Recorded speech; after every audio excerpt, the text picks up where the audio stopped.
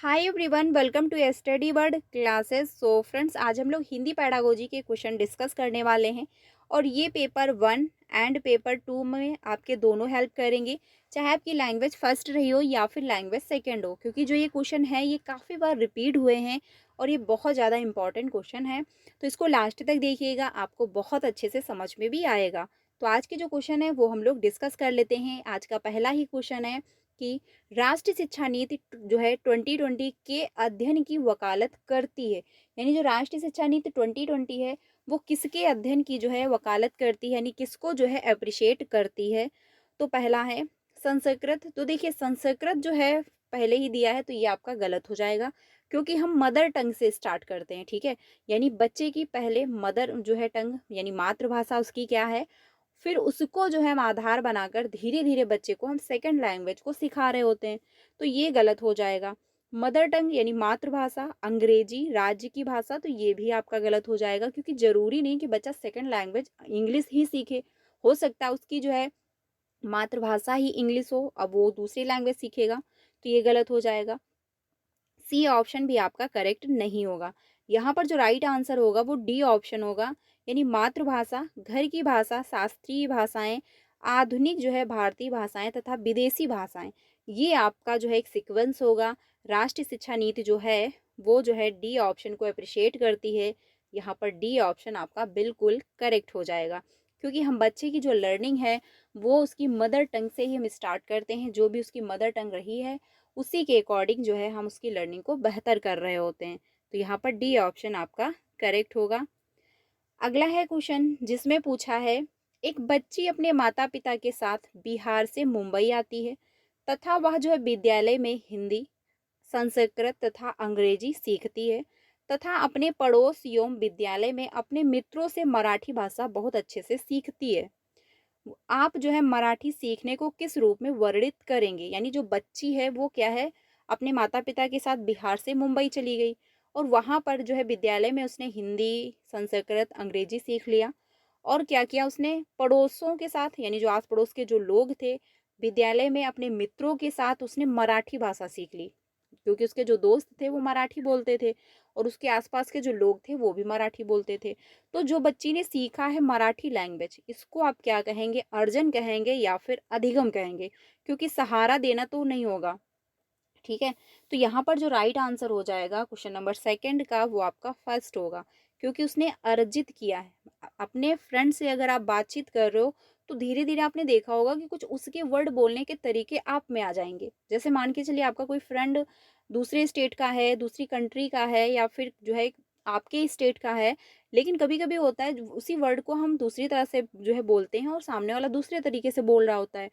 जब हम धीरे धीरे बात करना स्टार्ट करते हैं तो कुछ वर्ड उसके हमारे में इंक्लूड होते हैं और कुछ वर्ड हमारे उसके में इंक्लूड हो जाते हैं। यानी बोलने का जो तरीका होता है वो धीरे धीरे क्या है, अर्जित हो जाता है। तो यहाँ पर जो है अर्जित कर लिया बच्ची ने, ना कि उसने सीखा। क्योंकि जो हम अपने फ्रेंड से सीख रहे हैं, अपने दोस्तों से सीख रहे हैं, अपने आस पड़ोस के लोगों से जिस लैंग्वेज को हम एक्वायर कर रहे हैं वो हमारा भाषा अर्जन के अंतर्गत जाएगा, भाषा अधिगम के अंतर्गत नहीं जाएगा। क्योंकि जो हम लैंग्वेज विद्यालय में सीख रहे हैं, जिसके लिए हम कोचिंग कर रहे हैं, ऑनलाइन ऑफलाइन कोचिंग कर रहे हैं, वो हमारा अधिगम होगा, वो क्योंकि उसकी हम लर्निंग कर रहे हैं। लेकिन ये पार्टिकुलर कोई इसका टाइम पीरियड नहीं है कि इतने ही टाइम से आपको सीखना है। ये हम जो है नॉर्मल तरीके से अपने पड़ोसों से, अपने आसपास के लोगों से, अपने दोस्तों से अर्जित कर पा रहे हैं। तो यहाँ पर ए ऑप्शन आपका करेक्ट होगा। अगले क्वेश्चन पे चलते हैं। अगला है थर्ड क्वेश्चन। थर्ड में पूछा है कि किसी शिक्षार्थी को एक पाठ्य सामग्री पढ़ते समय कुछ संकेत मिलते हैं जो उसे अर्थ ग्रहण की प्रक्रिया में मदद करते हैं। यह किस रूप में जाना जाता है, ये आपको बताना है क्वेश्चन नंबर थर्ड का। तो यहाँ पर कौन सा जो है आंसर सही होगा। देखिए, यहाँ पर बात हुई है कि एक जो है बच्चा है यानी शिक्षार्थी है, को एक पाठ्य सामग्री पढ़ते समय कुछ संकेत मिल जाते हैं। जैसे वो लर्निंग कर रहा है उसके दौरान उसको कुछ संकेत मिल गए। अब जब संकेत मिले तो अर्थ ग्रहण की प्रक्रिया में मदद मिल गई, क्योंकि जहाँ पर उसको समस्या हो रही थी वहाँ पर उसको हेल्प दे दी गई। जब उसको हेल्प मिल गई तो जहाँ पर रुकावट थी बच्चे ने वो सीख लिया और फिर वो आगे बढ़ गया। तो ये जो है वाइगोस्की की थ्योरी से रिलेटेड क्वेश्चन है। तो यहाँ पर कौन सा आंसर होगा? देखिए, सरसरी दृष्टि से पढ़ना ये आपका नहीं होगा, बारीकी से पठन ये भी नहीं होगा, ये भी नहीं होगा। यहाँ पर होगा अर्थगत संकेत, यानी जो है हाफ सॉल्व क्वेश्चन दे दिया गया, हिंट दे दी गई, ठीक है, संकेत दे दिए गए, जहां पर बच्चे को समस्या हुई, एक सहारा मिल गया, इसके फोल्डिंग मिल गई, तो बच्चे का ग्रो हो गया। जहां पर भी बच्चे को समस्या थी वहां पर जो है इसको हेल्प मिली और वो बेहतर कर गया, वो सीख कर आगे बढ़ गया। तो यहाँ पर राइट आंसर जो होगा वो आपका सी ऑप्शन होगा। मान के चलिए आप कुछ सीख रहे हो और आप कहीं पर अटक गए, आपको नहीं समझ में आ रहा है, वहां पर आपके टीचर ने, आपके फ्रेंड ने हेल्प कर दी और आपको समझ में आ गया, फिर आप आगे बढ़ गए, आगे सीखने लगे। तो यहाँ पर राइट आंसर जो है वो सी ऑप्शन होगा। इसके फोल्डिंग जो है बच्चे को मिल गई, जो हाफ जो है यानी टेम्परेरी हेल्प जिसको बोलते हैं। आगे चलते हैं, अगला है क्वेश्चन, श्रवण की किस प्रक्रिया में मुख्य विचार समझना, अनुमान लगाना, निष्कर्ष आरेखित करना तथा सारांश लिखना सम्मिलित है? तो क्वेश्चन नंबर जो 4 है इसका राइट आंसर कौन सा करेक्ट होगा? पहला है, ठीक है, अधो जो है मुखी यानी बॉर्डम अप श्रवण प्रक्रिया, या फिर जो है सूचना के लिए श्रवण, या फिर अधोमुखी यानी टॉप डाउन जो है, या फिर सूचनात्मक श्रवण। तो बात यहाँ पर जो हो रही है क्वेश्चन नंबर 4 में वो है विचार समझना, फिर अनुमान लगाना, फिर निष्कर्ष निकालना, फिर सारांश को लिखना। यानी जो है आप टॉप से डाउन की तरफ आ रहे हो। पहले आपने पूरा जो है पढ़ा, पूरी चीज़ों को समझा, पूरी स्टोरी को समझा, फिर आपने अनुमान लगाया, ठीक है, फिर उसका एक निष्कर्ष निकाला कि इस स्टोरी का निष्कर्ष क्या निकला है, फिर उसको जो है आपने सारांश को जो है लिख दिया अपने शब्दों में। तो ये क्या हो गया, आप टॉप से डाउन की तरफ गए, आपने पहले हर चीज़ को समझा, फिर उसका निचोड़ निकाला, फिर उसके मेन मेन पॉइंट को समझा, यानी आप ऊपर से नीचे की तरफ जा रहे हो। तो ये हो जाता है आपका टॉप डाउन प्रक्रिया, यानी यहाँ पर आंसर जो होगा वो सी ऑप्शन होगा। लेकिन यहीं पर अगर होता, पहले आप वर्ड को, अक्षर को समझ रहे हो, फिर वर्ड को समझ रहे हो, फिर वाक्य को समझ रहे हो, फिर पैराग्राफ को समझ रहे हो, तो ये आपका हो जाता है बॉटम अप, यानी आप नीचे से ऊपर की तरफ जा रहे हो। तो ये बॉटम अप होता है। टॉप डाउन का मतलब होता है ऊपर से नीचे की तरफ आना। यहाँ पर राइट आंसर सी ऑप्शन होगा। वेरी इंपॉर्टेंट है, ये भी क्वेश्चन कई बार रिपीट हुआ है, तो आप इसको अच्छे से समझ लीजिएगा। अगला है क्वेश्चन 5, जिसमें पूछा है संज्ञान क्रियाएं विशेषण, क्रिया जो है विशेषण डैश डैश के रूप में वर्गीकृत किए गए हैं। तो कौन सा यहाँ पर करेक्ट आंसर होगा? तो पहला है विषय वस्तु के शब्द हैं, या फिर क्रिया शब्द हैं, निष्कर्ष जो यानी निष्क्रिय शब्द संपदा है, या फिर सक्रिय शब्द संपदा है। तो यहाँ पर जो राइट आंसर होगा वो आपका फर्स्ट होगा, यानी क्वेश्चन नंबर जो 5 है इसका आंसर फर्स्ट होगा, विषय वस्तु के शब्द हैं, ठीक है। तो यहाँ पर कौन सा आंसर होगा? फर्स्ट ऑप्शन आपका करेक्ट हो जाएगा। अगले क्वेश्चन पे चलते हैं। अगला है क्वेश्चन नंबर 6, जिसमें पूछा है संरचनाओं के बारे में ज्ञान तथा इसके जो है इसे सीमित अभ्यास द्वारा वर्णित करना व क्रियान्वित करना जो है क्या कहलाता है? तो पहला है कार्य विधिक जो है ज्ञान होगा, या फिर जो है घोषणात्मक ज्ञान होगा, या फिर व्याकरण अनुवाद जो है प्रक्रिया होगा, या फिर भाषा जो है प्रक्रियाएं होगा। तो कौन सा यहाँ पर करेक्ट आंसर होगा क्वेश्चन नंबर 6 का, वो आपको बताना है। आंसर जो होगा वो यहाँ पर आपका बी ऑप्शन हो जाएगा, क्योंकि यहाँ पर जो बात हुई है कि संरचनाओं के बारे में ज्ञान तथा इसे सीमित अभ्यास द्वारा वर्णित करना व जो है क्रियान्वित करना, तो यहाँ पर हो जाएगा घोषणात्मक ज्ञान, यानी कि बी ऑप्शन आपका बिल्कुल करेक्ट हो जाएगा।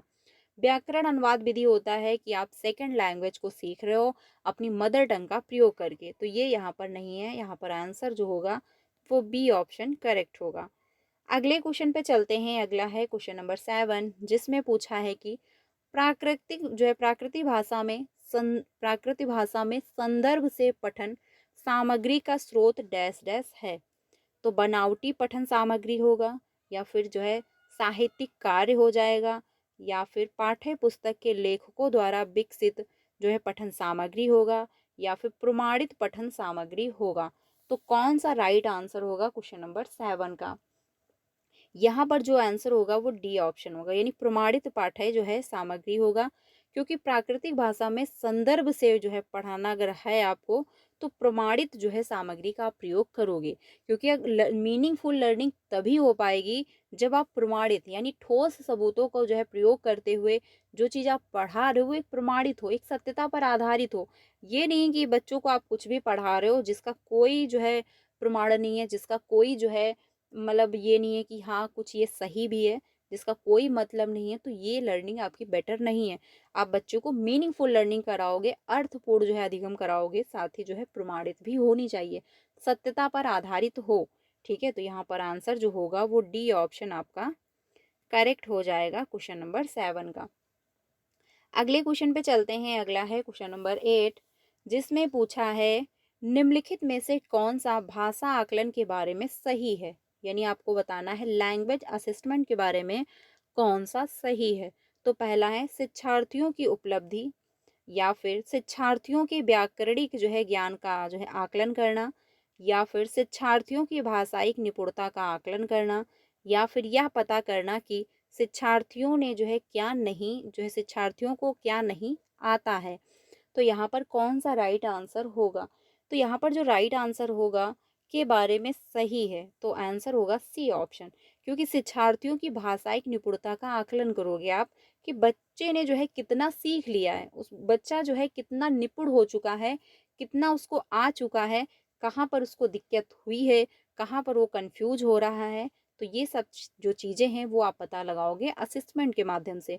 तो यहाँ पर राइट आंसर जो होगा वो सी ऑप्शन होगा, ना कि फोर्थ, क्योंकि आप ये पता नहीं करोगे कि शिक्षार्थियों को क्यों नहीं आता है, इसका क्या रीज़न है, ये तो सेकंड है। पहले आप ये देखो एटलीस्ट बच्चे को आता कितना है। तो यहाँ पर जो राइट आंसर होगा वो आपका सी ऑप्शन हो जाएगा। अगले क्वेश्चन पे चलते हैं। अगला है क्वेश्चन नंबर 9, जिसमें पूछा है निम्नलिखित में से कौन सा भाषा की कक्षा में त्रुटियों के विषय में सही है। ये आपको बताना है, यानी लैंग्वेज की क्लास चल रही है और उसमें जो त्रुटियां हुई हैं, जो मिस्टेक हुए हैं, जो एरर हुए हैं, उसके बारे में कौन सा जो है स्टेटमेंट सही है वो आपको बताना है। तो पहला है त्रुटियां जो हैं शिक्षार्थियों तथा शिक्षक दोनों के लिए सीखने के जो है क्षेत्र और प्रतिपुष्टि है, या फिर शिक्षार्थी जब भाषा का प्रयोग करते हैं तो है तभी के तभी जो है त्रुटियों को सुधारना चाहिए, या फिर त्रुटियां केवल शिक्षक के लिए सीखने के क्षेत्र हैं, या फिर त्रुटियां द्वितीय भाषा में प्रथम भाषा के हस्ताक्षर का संकेत हैं। तो यहाँ पर जो राइट आंसर होगा क्वेश्चन नंबर 9 का, देखिए वो आपका फर्स्ट ऑप्शन होगा, क्योंकि त्रुटियों के विषय में कौन सा सही है, यानी कि त्रुटियां शिक्षार्थियों तथा शिक्षक दोनों के लिए सीखने के क्षेत्र और प्रतिपुष्टि हैं, क्योंकि त्रुटियों के माध्यम से आपको ये पता चलता है कि लर्निंग कैसी हो रही है, कहाँ पर बच्चे के जो है बच्चा जो है कहाँ पर नई चीज़ों को समझ पा रहा है, कहाँ पर वो दिक्कत क्रिएट कर रहा है, कहाँ पर कन्फ्यूज़न हो रही है। ये सारा जो प्रोसेस है आपको त्रुटियों के माध्यम से पता चलता है, क्योंकि जब बच्चा गलती करता है तब आपको समझ में आता है कि हाँ बच्चे की जो लर्निंग है वो हो रही है और बच्चा कहाँ पर कंफ्यूज हो रहा है, क्यों वो गलती कर रहा है। अगर वो गलती नहीं कर रहा है तो इसका मतलब लर्निंग नहीं हो रही है। अगर लाइफ में किसी ने कुछ गलत नहीं किया है तो उसने कुछ सीखा नहीं है। अगर क्लासरूम में लर्निंग हो रही है तो मिस्टेक होंगे, अगर मिस्टेक हो रहे हैं तो लर्निंग होगी, लेकिन अगर मिस्टेक नहीं हो रहा है तो लर्निंग नहीं हो रही है। ठीक है, तो जो त्रुटियां होती हैं, जो एरर होते हैं, इसको आप एक संसाधन के रूप में लेते हो, ना ना कि इसको जो आप हतोत्साहित करोगे। तो यहाँ पर जो राइट आंसर होगा वो आपका फर्स्ट ऑप्शन होगा, यानी प्रतिपुष्टि कि लर्निंग जो है कैसी हो रही है, बेहतर हो रही है या फिर नहीं हो रही, इसके लिए जो है त्रुटियां अच्छी होती हैं। तो यहाँ पर राइट आंसर जो होगा वो आपका फर्स्ट ऑप्शन होगा, बाकी ऑप्शन जो है वो गलत हो जाएंगे। अगले क्वेश्चन पे चलते हैं। अगला है क्वेश्चन नंबर 10, जिसमें पूछा है एक भाषा शिक्षक सामाजिक विज्ञान के जो है साथियों के साथ मिलकर भारत की जो है सांस्कृतिक विविधता पर प्रदत्त कार्य देता है। शिक्षार्थियों को इस विषय पर रिपोर्ट लिखने तथा जो है पोस्टर तैयार करने के लिए सामाजिक विज्ञान की पुस्तक तथा इतिहास, भूगोल, संस्कृत तथा जो है राजनीति से संबंधित अन्य पुस्तकें तथा दस्तावेज को पढ़ना है। तो कौन सा यहाँ पर राइट आंसर होगा ये आपको बताना है। भाषा अधिगम की यह प्रक्रिया क्या कहलाती है? तो यहाँ पर कौन सा जो है आंसर करेक्ट हो जाएगा? पहला है कि सामाजिक विज्ञान में भाषा, या फिर सामाजिक विज्ञान का प्रदत्त कार्य, या फिर जो है समुची पाठ्यचर्या में भाषा, या फिर भाषा लेखन का विकास। क्वेश्चन नंबर जो 10 है, इसका राइट आंसर जो होगा वो आपका सी ऑप्शन होगा, समुची जो है पाठ्यचर्या में भाषा। ठीक है, यहाँ पर राइट आंसर जो है वो आपका सी ऑप्शन बिल्कुल करेक्ट होगा। ये जो भी क्वेश्चन मैं आप लोगों के साथ डिस्कस कर रही हूँ PYQ हैं, काफ़ी बार रिपीट हुए हैं, तो आप इनको अच्छे से समझ लीजिएगा। काफ़ी जो है क्वेश्चन यहाँ से आपको देखने को मिलेंगे आपके एग्जाम में। अगले क्वेश्चन पे चलते हैं। अगला है क्वेश्चन नंबर 11, जिसमें पूछा है एक शिक्षार्थी नए व्याकरणिक रूपों को सीखते समय पहले से सीखे हुए व्याकरणिक नियमों को आधार बनाता जो है या फिर बनाती है, इस अधिगम तकनीकी को क्या कहा जाएगा। यानी व्याकरणिक रूपों को सीखने के समय जो पहले से उसने सीख रखे हैं नियम, उसको वो आधार बना रही है, उसी के आधार पर वो सीख रही है, तो इस तकनीकी को क्या कहा जाएगा। पहला है संज्ञानात्मक जो है युक्तियां हैं, या फिर जो है आपका परासंज्ञानात्मक युक्तियां यानी मेटाकॉग्निशन जो होता है, या फिर आकृति जो है आधारित अधिगम है, या फिर सहयोगात्मक अधिगम होगा। तो क्वेश्चन नंबर जो 11 है, इसका ए ऑप्शन सही होगा, संज्ञानात्मक युक्तियां, क्योंकि बच्ची जो है या फिर जो मतलब छात्र जो है वो अपने दिमाग का प्रयोग कर रहा है, और जो उसने सीख रखा है प्रीवियस नॉलेज जो है वो उसका प्रयोग करके जो है नए व्याकरण के नियम को सीख पा रहा है। तो यहाँ पर जो राइट आंसर होगा वो आपका ए ऑप्शन हो जाएगा, बाकी ऑप्शन जो है वो गलत होंगे, क्योंकि बात यहाँ पर हुई है व्याकरणिक रूपों को सीखते समय पहले से सीखे हुए व्याकरणिक नियमों को आधार बनाता है, तो यानी वो दिमाग का अपने प्रयोग कर पा रहा है, वो अपने संज्ञान का प्रयोग करके ही चीज़ों को सीख रहा है, चीज़ों को कनेक्ट कर रहा है। आंसर यहाँ पर जो होगा वो आपका फर्स्ट होगा। आप खुद पर अप्लाई करिए, जो चीज़ आपको आती है और उसी से रिलेटेड अगर कुछ करने को बोला जाता है, कुछ नई चीज़, तो जो आपको आता है आप उससे कुछ सीखोगे, कुछ अनुभव लोगे, फिर अप्लाई करोगे। तो जो भी हमारा प्रीवियस नॉलेज होता है वो एक आधार का काम करता है, एक बेस का काम कर रहा होता है। ठीक है, तो यहाँ पर राइट आंसर फर्स्ट ऑप्शन होगा। अगले क्वेश्चन पे चलते हैं। अगला है क्वेश्चन नंबर 12। क्वेश्चन नंबर 12 में पूछा है कि एक शिक्षार्थी सीमित समझ जो है के साथ एक पठन सामग्री को पढ़ पाती है, वह जो है पठन सामग्री को बहुत अच्छी तरह से जो है पढ़ पाती है, तथा जो है अवबोधन कार्य को अपने बड़े भाई की सहायता से करती है। शिक्षण अधिगम का यह अभ्यास है, यानी एक बच्ची है जो क्या कर रही है, पठन सामग्री को जो है बहुत अच्छे से जो है पढ़ पाती है, यानी पढ़ वो लेती है, लेकिन जब बात अवबोधन की आती है तो अपने भाई की हेल्प ले रही है। तो यहाँ पर जो है शिक्षण अधिगम का जो है यह अभ्यास क्या कहलाएगा वो आपको बताना है। तो कोचिंग है, ट्यूशन है, यानी ट्यूरिंग मतलब यूटिंग है, या फिर सहारा मिलना है, या फिर परिकल्पना निवेश है। तो यहाँ पर इसके फोल्डिंग हो जाएगा, क्योंकि क्या है वो अपने भाई की हेल्प ले रही है, यानी कि इसके फोल्डिंग बच्ची को मिल रहा है।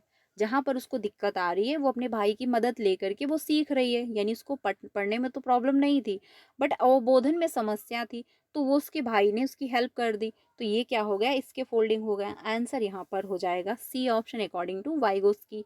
आंसर यहाँ पर सी ऑप्शन होगा, क्योंकि जहाँ पर भी हमको हेल्प मिल रही है, हाफ सॉल्व क्वेश्चन दिए जा रहे हैं, टेम्परेरी हेल्प दी जा रही है, इसके फोल्डिंग मिल रही है, वो हमारा राइट आंसर होगा।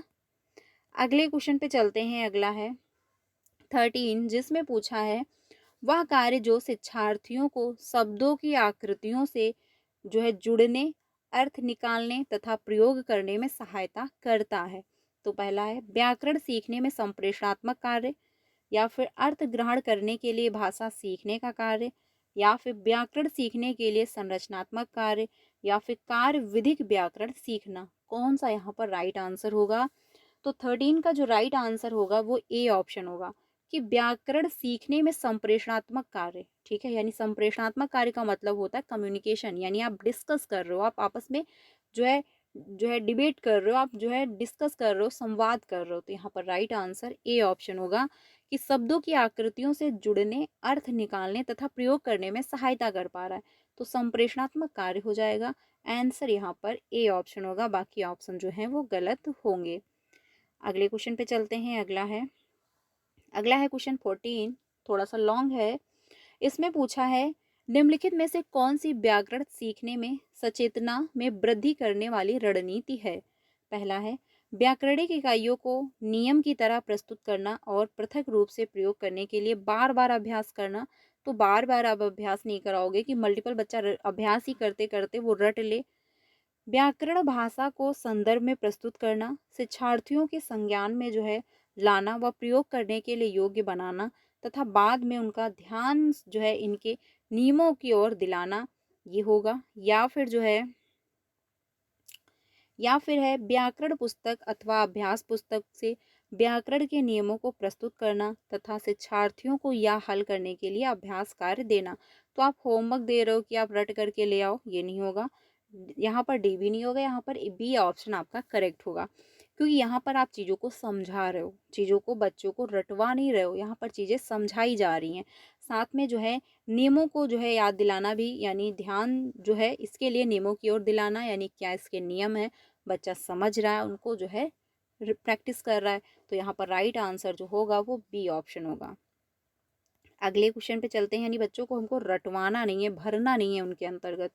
अगला है, अधिगम के सिद्धांत के रूप में जो है रचनावाद का विश्वास है डैश डैश। तो कौन सा राइट आंसर होगा? तो पहला है, बच्चे कक्षा कक्ष शिक्षण के माध्यम से नवीन ज्ञान प्राप्त करते हैं। या फिर भाषा जो है संरचनात्मक अभ्यास के द्वारा सीखी जाती है। तो ये भी नहीं होगा। और ये भी आप नहीं कह सकते कि कक्षा कक्ष के शिक्षण के अंतर्गत वो नवीन ज्ञान को प्राप्त करते हैं। बहुत कुछ ऐसी चीज़ें हैं जो हम विद्यालय के बाहर की दुनिया से भी सीखते हैं, एक अंडरस्टैंडिंग हमारी बिल्ड हो रही होती है। तो ये नहीं कह सकते सभी शिक्षार्थी एक ही तरह से सीखते हैं, ये भी नहीं कहा जा सकता। अगर क्लासरूम में 30 बच्चे हैं तो वो 30 प्रकार से सीख रहे होंगे, ये नहीं है कि वो एक प्रकार से ही सीख पा रहे होंगे। आंसर यहाँ पर डी ऑप्शन होगा कि बच्चे अपने पूर्व ज्ञान से जोड़कर सीखते हैं। ये सभी जो है अप्लाई करते हैं, कोई भी बच्चा हो, कैसा भी बच्चा हो, हर बच्चा ये अप्लाई करता है। जो भी उसका प्रीवियस नॉलेज है वो उसको ऐड करके, उसमें जोड़ करके, इंक्लूड करके ही अपनी लर्निंग को बेहतर करता है, अपनी लर्निंग कर पा रहा होता है। तो यहाँ पर जो राइट आंसर होगा वो आपका डी ऑप्शन होगा। तो आज के लिए इतना ही रखते हैं फ्रेंड्स। कल हम लोग 16 से स्टार्ट करेंगे, यानी आज हम लोगों ने 15 क्वेश्चन कंप्लीट कर लिए। आई होप आपको हेल्प मिली होगी। क्लास कैसी लगी कमेंट में ज़रूर बताइएगा। कल हम लोग 15 क्वेश्चन जो है डिस्कस कर लेंगे 3 बजे की क्लास में। ये आपको डेली 3 बजे क्लास मिल रही है, तो आप इसको डेली ज्वाइन करें, जहाँ पर हम लोग पेपर 1 एंड पेपर 2 दोनों की तैयारी कर रहे हैं। क्लास अच्छी लगे तो प्लीज़ लाइक करके अपने सारे फ्रेंड को शेयर करिएगा। मिलते हैं नेक्स्ट वीडियो में। Thank you.